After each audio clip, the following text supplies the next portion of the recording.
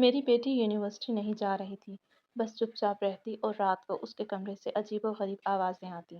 میں ایک روز اسے ماہر نفسیات کے پاس لے کر گئی تو وہ مجھے کہنے لگا کہ اسے یونیورسٹی نہ بھیجیں اور نہ ہی ابھی اس کی شادی کا سوچیے گا، بس اسے 1 ماہ کمرے میں بند رکھیں، یہ خود ہی ٹھیک ہو جائے گی۔ اگلے ہی روز اس کی پھوپھو رشتہ لے کر آئیں تو میں نے خوش ہو کر رشتہ طے کر دیا کہ شادی کے بعد ٹھیک ہو جائے گی، لیکن اس کی منگنی والی رات جو کچھ ہوا اس نے مجھے ہلا کر رکھ دیا۔ رات کا پچھلا پہر تھا، اچانک مجھے کچھ عجیب و غریب سی آوازیں آئیں تو میں چونک کر اٹھ بیٹھی۔ کچھ دیر تو مجھے یہ سمجھنے میں لگ گئے کہ یہ آوازیں کہاں سے آ رہی ہیں۔ میں چونکہ اپنے کمرے میں اکیلی سوتی تھی، اس لیے میرے کمرے سے تو یہ آوازیں ہرگز نہیں آ سکتی تھیں۔ پھر بھی میں نے لائٹ جلا کر ادھر ادھر دیکھا کہ کہیں کوئی چھوٹا موٹا کیڑا مکوڑا نہ کمرے میں ہو، لیکن ایسا کچھ بھی نہیں تھا اور یہ آوازیں باہر سے آ رہی تھیں۔ میری نظر گھڑی پر گئی تو رات کے 12 بج رہے تھے۔ میں حیران ہو کر کمرے سے باہر نکل آئی اور اندازہ لگانے لگی کہ یہ آوازیں کہاں سے آ رہی ہیں۔ پھر ریدا کے کمرے کی طرف دیکھا اور مجھے یقین ہو گیا کہ آوازیں ریدا کے کمرے سے آ رہی ہیں۔ کبھی کسی کے ہنسنے کی آواز آتی تو کبھی رونے کی، اور کبھی کچھ عجیب سی زبان میں کچھ کہا جا رہا تھا جو مجھے سمجھ نہیں آ رہا تھا۔ ٹی وی چلایا ہوا تھا یا پھر وہ موبائل پر کچھ دیکھ رہی تھی۔ میں الجھن میں چلتے ہوئے ریدا کے کمرے کے سامنے پہنچ گئی اور اس کے دروازے پر دستک دی۔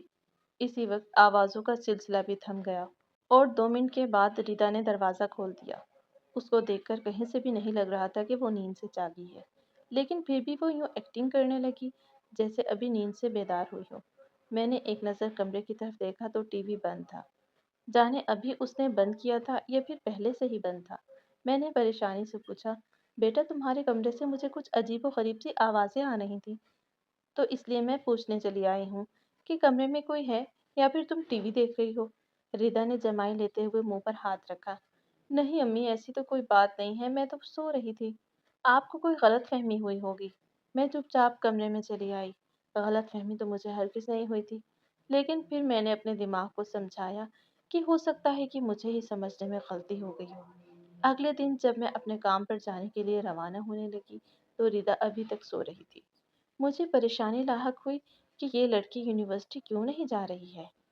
میں نے ایک بار پھر سے اسے دستک دے کر اٹھایا اور پوچھا، ریدا تم کمرے سے باہر نہیں نکلی ابھی تک؟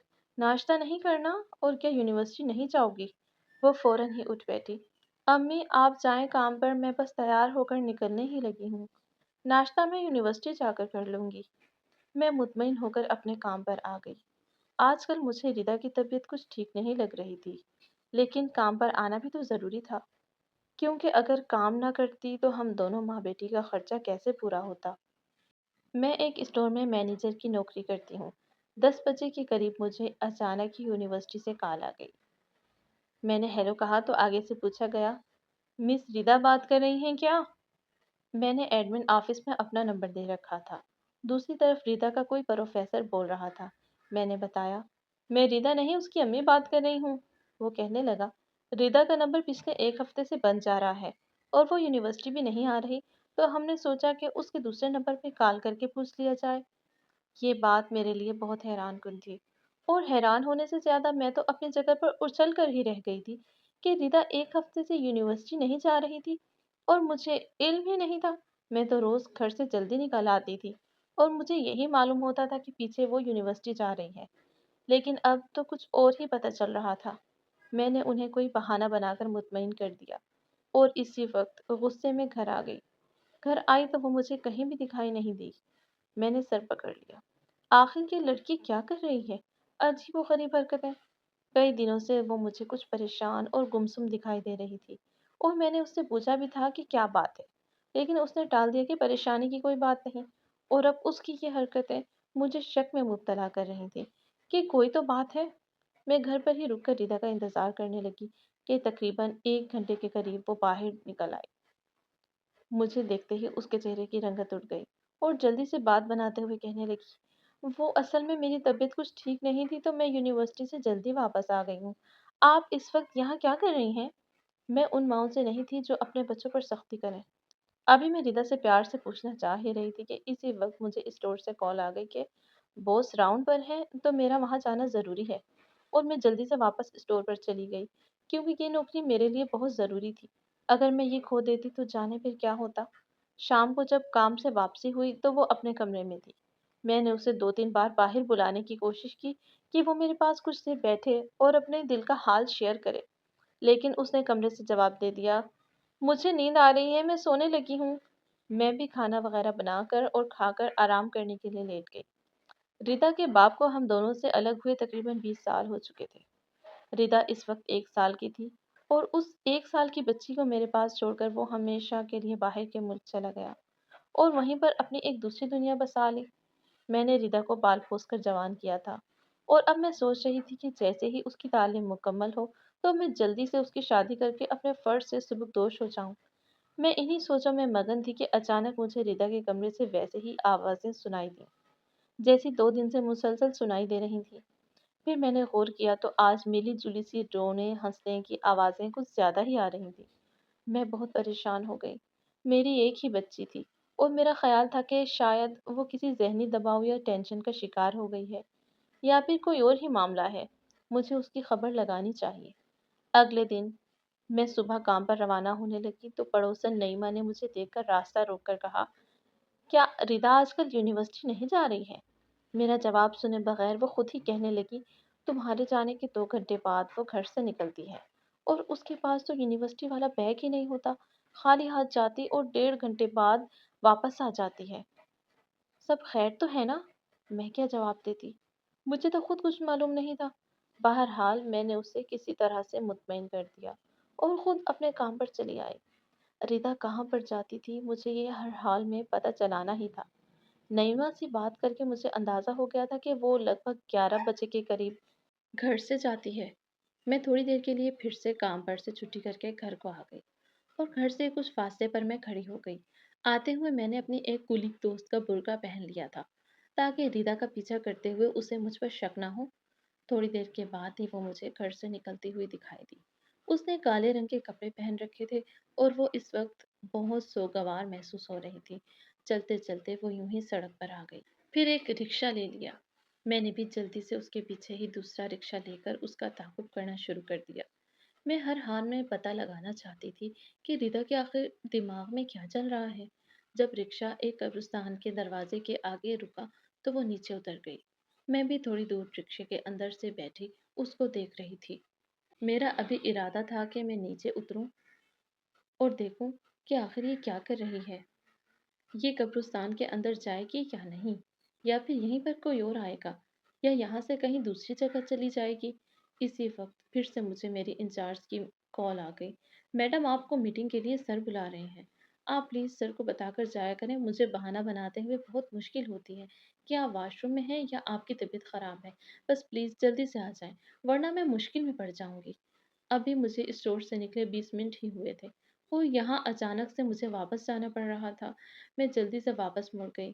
ہاں، لیکن مجھے ایک بات تو پتہ چل گئی تھی کہ وہ قبرستان جا رہی ہے، لیکن کیوں؟ اس سوال کا جواب مجھے تلاش کرنا تھا۔ میں اب روز روز کام سے چھٹی کر کے تو اس کے پیچھے نہیں جا سکتی تھی، اس لیے میں نے اپنی بہن فاخرہ باجی کو کچھ دنوں کے لیے اپنے یہاں بلا لیا اور اسے ردا کی ساری تفصیلات بتائیں تو مجھے کہنے لگی کہ مجھے لگتا ہے کہ ردا پر کسی جن کا سایہ ہو گیا ہے، اس لیے وہ ایسی بہکی بہکی حرکتیں کر رہی ہے۔ مجھے فاخرہ باجی کی بات پر یقین نہیں آ رہا تھا، لیکن ایک دل کر رہا تھا کہ میں ان کی بات مان بھی لوں۔ وہ مجھے کسی پیر بابا کا بتا رہی تھی، لیکن ان کے ساتھ آئی نائلہ جو میری بھانجی تھی مجھے کہنے لگی، خالہ آپ ردا کو کسی پیر بابا کے پاس نہیں بلکہ کسی ماہر نفسیات کے پاس لے کر جائیں۔ مجھے نہ ڈپریشن کا شکار لگتی ہے، ہو سکتا ہے اس کے ایگزامز اچھے نہ ہوئے ہوں اور اسی کا صدمہ لے کر اس نے یونیورسٹی جانا چھوڑ دیا ہو۔ میں شش و پنج میں پڑ گئی کہ آخر یہ بات ٹھیک بھی ہے تو پھر اس کا قبرستان جانا کس لحاظ سے بنتا ہے۔ لیکن نائلہ کی بات مجھے اچھی لگی تھی۔ میں نے اپنے شہر کے مشہور ماہر نفسیات سے رابطہ کر کے اپوائنٹمنٹ بک کرا لی۔ ردا میرے ساتھ نہیں جانا چاہتی تھی اور میرے ساتھ بہت بدتمیزی کرنے لگی۔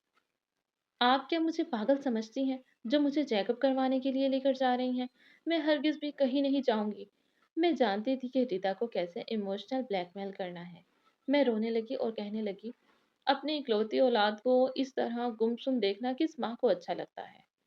میری زندگی کا واحد اور اکلوتا سہارا تم ہو۔ अगर तुम ही मेरी बात नहीं मानोगी तो मेरी जिंदगी का क्या मकसद रह जाएगा। इस तरह की चंद दूसरी बातें की। मुझे यकीन था कि रिदा पर मेरी बातों का लाजमी असर होगा, और वही हुआ। वो मेरी बात मान गई और मुझे चुप करवाकर मेरे साथ जाने पर राजी हो गई। मैं उसे माहिर नफ्सियात के पास ले गई। उसने मुझे बाहर बिठा दिया और खुद रीता से बात करने लगा। 1 घंटे तक उन दोनों के दरमियान बातें चलती रहीं, और मुझे नहीं मालूम दोनों के दरमियान क्या बातें हुई। लेकिन फिर उस डॉक्टर ने मुझे अंदर बुलाकर कहा, आपको मैं ज़्यादा कुछ नहीं बता सकता, क्योंकि रिदा ने मुझे खुद भी खुलकर कोई बात नहीं बताई। अभी रिदा के साथ 2-3 सेशंस और होंगे, फिर मुकम्मल बात का इल्म होगा। लेकिन फ़िलहाल आपको बस इतना ही कहूँगा कि आप अपनी बेटी को यूनिवर्सिटी ना ही भेजें तो बेहतर है। बेहतर होगा कि इसका ये सेमेस्टर फ्रीज़ करवा लें। डॉक्टर की इस बात से मुझे खदशा हुआ कि हो ना हो, रिदा को एग्ज़ाम्स का ही प्रेशर होगा। उसके अच्छे नंबर नहीं आए होंगे। मैं बोली कि मुझे तो उसकी यूनिवर्सिटी जाने पर एतराज़ था। मैंने तो सोचा था कि जैसे ही ये इंटर कर लेगी तो मैं इसकी शादी कर दूंगी। तो डॉक्टर जल्दी से कहने लगा, नहीं नहीं, फिलहाल उसकी शादी का सोचिएगा भी मत। अभी उसको बस उसके हाल पर छोड़ दें, और जो दवा मैंने लिखी है बस इसको ये खिला दें, और 1 हफ्ते बाद उसको दोबारा मेरे पास लेकर आइएगा। डॉक्टर ने मुझे खुलकर कुछ भी नहीं बताया था, और मेरा मूड खराब हो गया। इतनी फीस ली और मामला भी हल होता नजर नहीं आया, तो भला मैं उसकी शादी क्यों ना करूं। हर माँ की ये भी ख्वाहिश होती है कि उसकी बेटी की मुनासिब उम्र में शादी हो जाए। मैंने तो फाखराबाजी से यूं ही सरसरी सी रिदा की शादी की बात की तो उन्होंने तो तहैया कर लिया कि वो अब रिदा के लिए रिश्ता ढूंढना शुरू कर देंगी। लेकिन वो तो किस्मत अच्छी थी कि रिदा की फूफो उसके लिए अपने बेटे का रिश्ता लेकर आ गई। अगरचे रिदा के अब्बू के ताल्लुक तोड़ने के बाद हमसे ज्यादातर ससुराली रिश्तों ने भी ताल्लुक तोड़ लिया था, लेकिन उसकी ये फूफो बहुत अच्छी थी और अक्सर हमारा हाल अहवाल दरियाफ्त करती रहती और गाहे बगाहे मदद भी कर देती थी। उनका बेटा एक प्राइवेट फर्म में बहुत अच्छी नौकरी कर रहा था, और हर लिहाज से ये रिश्ता एक आइडियल रिश्ता था। लड़का भी देखा भाला था। मैंने रिदा से पूछे बगैर ही हाँ कर दी। जब उसकी फूफो चली गई तो वो मेरे साथ उलझने लगी। आपका दिमाग खराब हो गया है क्या? आपने मुझसे पूछे बगैर मेरी शादी के लिए क्यों हाँ की है? मैं तो हैरानी से बस उसके मुंह की तरफ देखती रह गई। मेरी बच्ची ऐसी तो नहीं थी। वो इंतहाई फर्माबरदार और तमीज़दार थी। लेकिन ये तो कोई और ही बदतमीज़ सी लड़की थी जो मुझसे बहस कर रही थी। मैं आपको बता रही हूँ कि मेरे साथ ज़बरदस्ती मत कीजिएगा, वरना अच्छा नहीं होगा। मैं शादी नहीं करूँगी, कभी ज़िंदगी में नहीं करूँगी। उसकी बातों से मुझे शक हुआ कि कहीं किसी लड़के का चक्कर तो नहीं, और मैं ये हरगिज़ भी बर्दाश्त नहीं कर सकती थी। मैंने सारी ज़िंदगी बहुत छान फटक कर फूंक फूंक कर कदम रखे थे, तो मैं नहीं चाहती थी कि उसकी ज़रा सी भी गलती मेरी बरसों की कमाई हुई इज्जत को खाक में मिला दे। मैं इसी वक्त उठी और अपने सर पर उसका हाथ रखकर बोली, मेरी कसम खाकर कहो तुम किसी और से शादी करना चाहती हो ना?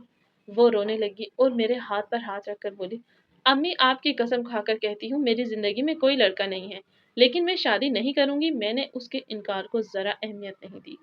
लड़कियां तो इनकार ही करती हैं, वो कौन सा खुशी से शादी करती हैं। लेकिन शादी के बाद सब ठीक हो जाता है, और मेरी ये सोच थी कि जैसे ही उसका रिश्ता पक्का होगा ये सब फजूल सोचों से छुटकारा हासिल कर लेगी और अपने मंगेतर के बारे में सोचेगी, उसके ख्वाब बुनेगी और ये यूनिवर्सिटी की टेंशन को भूल जाएगी।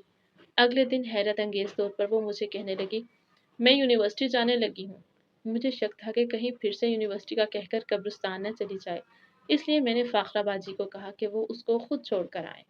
रिदा को कोई एतराज़ नहीं था। बाद में मुझे फाखराबाजी ने कॉल करके बता दिया कि वो यूनिवर्सिटी ही गई है और वो उसे लेने भी खुद जाएंगी। 3-4 दिन ऐसे ही गुजर गए, तो मुझे लगा कि सब ठीक हो गया है। अब तो वो यूनिवर्सिटी जाना भी शुरू हो गई है, और इसी दौरान मेरी नंद ने भी बता दिया था कि वो अगले हफ्ते मंगनी के लिए आ रहे हैं। मैं खुश थी। अब सब कुछ अच्छा होने जा रहा था, लेकिन फाखराबाजी ने एक अजीब सी बात बताकर मुझे टेंशन में मुब्तला कर दिया। कहने लगी कि पिछले हफ्ते से मैं ही उसे यूनिवर्सिटी छोड़ने और लेने जा रही हूँ। तो पता है आज क्या हुआ? मैंने चौंक कर पूछा, क्या हुआ?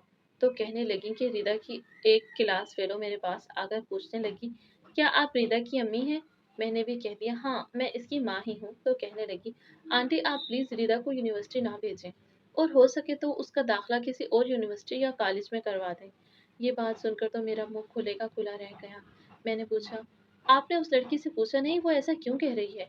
मेरे चौंकने की वजह ये थी कि कुछ ऐसी ही बात माहिर नफ्सियात ने भी कही थी। बाजी कहने लगी, मैं उससे पूछने वाली थी कि तभी रिदा आती हुई दिखाई दी तो वो जल्दी से वहां से चली गई। अगले दिन वो यूनिवर्सिटी जाने लगी तो मैंने अचानक बगैर सोचे समझे कह दिया कि रिदा तुम यूनिवर्सिटी जाना छोड़ दो, तुम्हारी मंगनी है उसकी तैयारी करो। तो मुझ पर चिल्लाने लगी, जब मैंने आपको कह दिया है कि ये शादी नहीं करना चाहती हूँ तो क्यों मेरे साथ जबरदस्ती कर रही हैं। मैं यूनिवर्सिटी भी जाऊंगी और मंगनी भी नहीं करूंगी। मुझे रह रहकर ये ख्याल आ रहा था कि उसके डॉक्टर ने तो इन दोनों बातों से मना किया था और अब ये दोनों काम ही होने जा रहे हैं। बहरहाल मैं अपनी तरफ से मुतमईन थी कि उसका रिश्ता तय कर दूं तो ये खुश हो जाएगी। यूं ही मंगनी का दिन भी आ गया। मैंने रिदा को जबरदस्ती अपनी कसम देकर तैयार किया और उसे साथ लेकर नीचे आ गई। फाखरा बाजी रिदा को देखते ही चौंक कर बोली, ये पीली क्यों पड़ रही है? मुझे इसकी तबीयत कुछ ठीक नहीं लग रही। मैंने रिदा की तरफ देखा तो ऐसा ही लगा, लेकिन मैं ये मंगनी किसी सूरत भी मुलतवी करने का रिस्क नहीं ले सकती थी। रस्म शुरू करने के लिए जैसे ही रिदा की फूफो ने उसको अंगूठी पहनाने के लिए हाथ आगे किया तो उसने एक झटके से अंगूठी पीछे फेंक दी। उसका सांस तेज तेज चलने लगा। ऐसा लगा कि जैसे वो अपने हवासों में नहीं है। मैं ये शादी नहीं कर सकती, मुझे ये मंगनी भी नहीं करनी। साथ ही साथ अपने गले से कानों से जेवर नोच नोच कर उतारना शुरू कर दिए और वो मुसलसल यही बोल रही थी कि मुझे नहीं करनी शादी। हम लोग उसको काबू करने के लिए आगे बढ़े, लेकिन वो किसी के कंट्रोल में नहीं आ रही थी और यही बात कहते हुए वो बेहोश होकर मेरी बाहों में उछूल गई। उसको अस्पताल लेकर गए तो डॉक्टर ने बताया कि उसको अंजाइना का अटैक हुआ है। मैंने तो अपना दिल ही थाम लिया। मेरी फूल सी बच्ची को जाने कौन से रोग लग गए थे। सब मेहमानों में मेरी बहुत बेइज्जती हुई। हर कोई अपने मिजाज और जबान के लिहाज से बात कर रहा था। कोई कह रहा था कि लड़की पर साया है, कोई कह रहा था कि लड़की पैदाइशी बीमार और कोई जहनी मरीजा कह रहा था। मुझे तो ये रिश्ता भी हाथ से जाता हुआ दिखाई दे रहा था और वही हुआ जिसका डर था। 2 दिन बाद ही रिदा की फूफो ने कॉल करके मुझसे माजरत की। कहने लगी, देखो नित्रत, बात यह है कि रिश्ते नाते बच्चों की मर्जी और पसंद से तय हों तो ही अच्छा होता है। तुम्हारी बेटी इस रिश्ते पर नाखुश है और अगर जबरदस्ती उसकी शादी होगी तो वो खुद खुश रहेगी और ना ही मेरे बेटे को खुश रखेगी। तो बेहतर है कि हम ये रिश्ता तय ही ना करें। बात उसकी भी ठीक ही थी और मैं एतराज करने का हक नहीं रखती थी, इसलिए चुप होकर खामोश हो गई। मुझे समझ नहीं आ रही थी कि रिदा की इस हालत की वजह क्या है और खुद तो वो कुछ बता नहीं रही थी और मेरे पास कोई जरिया नहीं था जिससे मालूम कर सकूं। उस दिन रिदा को अस्पताल से डिस्चार्ज मिलना था तो मैंने सोचा कि उसके कमरे में जाकर सफाई कर देती हूँ। कितने ही अरसे बाद मैं रिदा के कमरे में गई थी।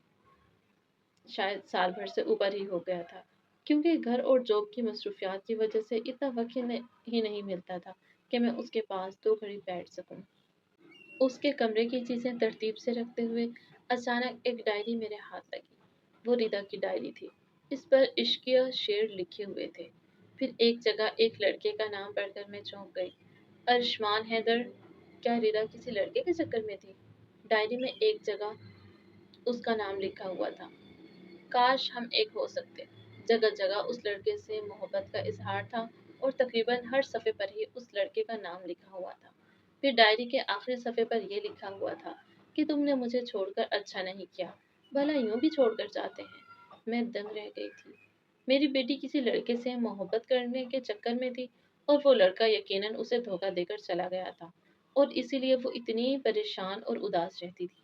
मैंने अंदाज़ा लगाया कि शायद उस लड़के से उसका ब्रेकअप हो गया होगा, तभी वो इतनी उदास रहती है और यूनिवर्सिटी नहीं जाती। मुझे इस लड़के पर बहुत गुस्सा आ रहा था जिसने मेरी हीरे जैसी बेटी को धोखा दिया था। मैं एक बार उस लड़के से मिलना चाहती थी, इसलिए अगले दिन बगैर किसी को बताए मैं यूनिवर्सिटी पहुंच गई। मैं पूछते हुए रिदा की क्लास तक पहुंच गई। एक लड़की को रोककर पूछने लगी, मैं रिदा की अम्मी हूँ, मुझे इसकी किसी सहेली से मिलवा दो। तो उस लड़की ने एक लड़की को आवाज दी, नादिया यहाँ आओ जरा। गोरे रंग और लंबे कद वाली लड़की मेरे पास आई तो कहने लगी, आंटी ये रिदा की करीबी सहेली है, आप इससे बात कर लें। मैंने उस लड़की की तरफ देखा जो मुझे कंफ्यूज नजरों से देख रही थी। मैंने अपना तारुफ कराया, मैं रिदा की अम्मी हूँ और तुमसे एक जरूरी बात करना चाहती हूँ। तो वो मुझे अपने साथ ले कैफेटेरिया में आ गई। बैठते ही उसने कहा, उस दिन जो आंटी आई रिदा को लेने के लिए आई थी वो खुद को माँ कह रही थी। मैंने कहा, अच्छा तो वो तुम थी, मुझे बताया था मेरी आपा ने। दरअसल वो मेरी आपा है और रिदा की खाला है। वो कहने लगी, जी मैंने इनको कहा था कि रिदा को फिलहाल यूनिवर्सिटी ना भेजे, بلکہ اس کا داخلہ کسی اور کالج یا یونیورسٹی میں کروا دیں۔ میں نے پوچھا ایسا کیوں؟ تو وہ نظریں چرانے لگی۔ شاید اس لڑکے ارشمان کی وجہ سے کہہ رہی تھی کہ وہ بھی یہاں پر پڑھتا ہوگا۔ میں نے کہا دیکھو مجھے صاف صاف بتاؤ کہ کیا معاملہ ہے۔ میں جانتی ہوں ارشمان حیدر کے بارے میں۔ اچانک ہی وہ لڑکی جیسے گھبرا سی گئی اور کپ کپاتی آواز میں پوچھنے لگی آنٹی آپ کو ردا نے سب بتا دیا ہے کیا؟ میں نے کہا نہیں مجھے ردا نے نہیں بتایا لیکن پھر بھی کسی اور طریقے سے پتہ چل گیا ہے۔ تو مجھے ابھی اور اسی وقت ارشمان کے پاس لے کر جاؤ۔ میں اس سے پوچھوں گی کہ اس نے میری پھول جیسی بیٹی کے ساتھ ایسا کیوں کیا۔ میں اسے چھوڑوں گی نہیں۔ غصے کے مارے میری آواز کانپ رہی تھی۔ وہ لڑکی کچھ دیر تو مجھے عجیب نظروں سے دیکھتی رہی پھر کہنے لگی شاید آپ کو مکمل حقیقت کا علم نہیں ہے۔ آئیے میں آپ کو ارشمان سے ملواتی ہوں۔ مجھے اپنے ساتھ لیے ایک آڈیٹوریم میں آ گئی۔ وہاں پر جو سب سے قابل ذکر چیز تھی وہ ایک خوبصورت سے لڑکے کی تصویر تھی جس کے نیچے کچھ دعائیہ کلمات لکھے ہوئے تھے۔ میں نے حیرانی سے نادیہ کی طرف دیکھا تو اس کے آنکھوں میں آنسو تھے۔ روتے ہوئے کہنے لگی یہ ہے ارشمان حیدر، ہمارے ڈپارٹمنٹ کا نہیں بلکہ پوری یونیورسٹی کی آنکھوں کا تارا۔ ایسا انسان جو کم کم ہی اس دنیا میں پیدا ہوتا ہے، انتہائی نیک شریف اور بلا کا ذہین۔ ایسی کوئی خوبی نہیں جو اس لڑکے میں پائی نہ جاتی تھی، مگر موت نے پھر بھی اس پر رحم نہیں کیا اور ایک 25 سال کے بھرپور لڑکے کو اپنی آغوش میں لے لیا۔ یہ کہہ کر وہ پھوٹ پھوٹ کر رونے لگی اور میں تو وہیں سکتے میں آ کر وہیں کھڑی کی کھڑی رہ گئی۔ اس لڑکے کو دیکھ کر اندازہ نہیں ہو رہا تھا کہ وہ اس دنیا کو چھوڑ کر چلا گیا ہے۔ میں سمجھ نہیں پا رہی تھی کہ آخر کیا کہوں۔ وہ مجھے بتانے لگی کہ ارشمان اور ردا پچھلے 2 سالوں سے ایک دوسرے کو بہت چاہتے تھے اور ان کی محبت اتنی پاکیزہ تھی کہ کبھی بھی انہوں نے ایک دوسرے کے ساتھ فلرٹنگ نہیں کی، نہ ہی کبھی ہوٹلنگ کی، ڈیٹنگ کی، بلکہ یہاں تک کہ ان دونوں کا تو ایک دوسرے سے موبائل پر رابطہ بھی نہیں تھا۔ بس کلاس میں ایک دوسرے کو دیکھ لیتے اور بہت کم بات چیت ہو جاتی تھی۔ بس وہی تھا ارشمان کا ارادہ تھا کہ وہ آنے والے کچھ دنوں میں آپ کے گھر رشتہ بھیجے گا۔ ردا بھی بہت خوش تھی لیکن پھر قسمت کو یہ سب منظور نہیں ہوا۔ 1 ماہ پہلے یونیورسٹی آتے ہوئے راستے میں ایک چھوٹے سے بچے کو حادثے سے بچاتے ہوئے ارشمان خود ایک خوفناک ٹریفک حادثے کا شکار ہو کر اس دنیا سے چلا گیا۔ ہم سب کے لیے تو یہ دھچکا تھا ہی، لیکن ردا کی تو جیسے دنیا ہی اجڑ گئی تھی۔ وہ یونیورسٹی آتی اور یہاں آڈیٹوریم میں آ کر بیٹھ جاتی اور اس کی تصویر کو گھنٹوں تکا کرتی تھی، اور پھر وہ کئی دن یونیورسٹی نہیں آئی، گھر ہی بیٹھ گئی۔ مجھ سے اس نے ہماری یونیورسٹی کی تقریبات کی وہ ساری ریکارڈنگز منگوائی تھیں جن میں ارشمان نے ہوسٹنگ کی۔ وہ اس کی آواز کو سننا اور اسے دیکھنا چاہتی تھی۔ وہ ساری رات فون پر اسے سن کر رویا کرتی تھی۔ اس لڑکی کی بات سن کر میرے ذہن میں جھماکا سا ہوا۔ اچھا تو یہ بات تھی کہ وہ ریکارڈنگ سنتی تھی جن کی آواز میرے کمرے تک آتی تو میں کچھ سمجھ نہیں پاتی تھی۔ وہ لڑکی مزید کہنے لگی کہ اس لیے مجھے یہی بہتر لگا کہ اس کا کالج تبدیل کر دینا چاہیے، کیونکہ وہ اگر یہاں پر پڑھے گی تو ارشمان کی یاد سے کبھی بھی خود کو نکال نہیں پائے گی۔ آنٹی آپ یقین کریں دونوں کی محبت بہت پاکیزہ تھی، بس خدا کو شاید ارشمان کی موت کی صورت دونوں کی جدائی منظور تھی۔ مجھے احساس ہی نہ ہوا کہ کب میں اس کی باتیں سن کر رونے لگی تھی۔ مجھے اب سمجھ آیا کہ وہ قبرستان کیوں جاتی تھی۔ یوں ہی روتے ہوئے میں گھر واپس آئی اور سیدھا ردا کے کمرے میں چلی گئی۔ وہ خاموش لیٹی ہوئی کسی غیر مرئی نقطے کو گھور رہی تھی۔ میں نے اسے کہا کہ ہمیں کل ماہر نفسیات کے پاس جانا ہے۔ خلاف معمول ردا کچھ نہیں بولی اور اگلے دن چپ چاپ میرے ساتھ وہاں پر چلی گئی۔ اس بار میں نے اسے باہر بٹھایا، ساری بات ماہر نفسیات کو گوشے گزار کرتی۔ وہ مجھے کہنے لگا مجھے اس دن ردا سے بات کر کے تھوڑا بہت اندازہ ہو گیا تھا کہ کیا مسئلہ ہو سکتا ہے، اسی لیے میں نے آپ سے کہا تھا کہ نہ تو اس کو یونیورسٹی بھیجیں اور نہ ہی شادی منگنے کی بات کریں، کیونکہ ابھی صدمے سے باہر نکلنے میں وقت لگے گا اور اب یہ کسی بھی صورت شادی منگنی جیسے رشتے کو قبول نہیں کر سکتی۔ اب تو یہ بات میں بھی سمجھ چکی تھی۔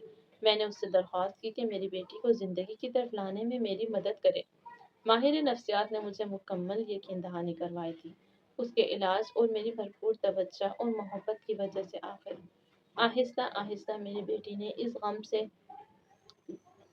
غم کے ساتھ جینا سیکھ لیا۔ اس نے اپنے آپ کو اس فیض سے نکال لیا تھا اور کچھ عرصے بعد اس ماہر نفسیات نے خود ہی مجھے یہ کہہ دیا کہ وہ میری بیٹی سے شادی کرنا چاہتا ہے اور میرے لیے اتنا کافی تھا کہ سب کچھ جاننے کے باوجود بھی شادی کر رہا ہے، تو مستقبل میں بھی وہ میری بیٹی کو اچھے سے سنبھال لے گا اور اس کا خیال رکھے گا۔